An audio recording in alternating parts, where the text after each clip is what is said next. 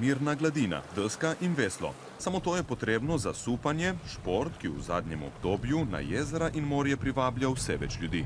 Radi ga imajo zato, ker je tako enostavno. Rabiš samo desko in veslo in lahko greš, nisi odvisen od vetra, pri katerem smo bili odvisni pri prejšnjih športih, windsurfanju, kajtanju. Kar se opreme tiče, je idealna karbonska oprema, in sicer karbonski sup, karbonsko veslo, ker je najlažje, najhitrejše, s tem, da tudi poleg tega kondicija, moč ter pa vztrajnost.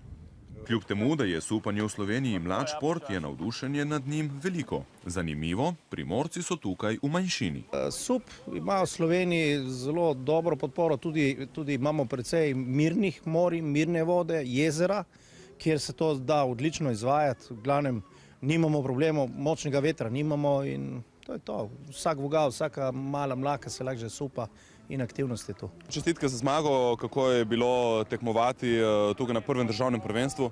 Ja, hvala. V bistvu bilo je res super, ful dobro, da smo naredili prvo državno prvenstvo.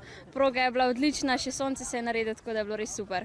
Prvega državnega prvenstva se je udeležilo 40 tekmovalk in tekmovalcev.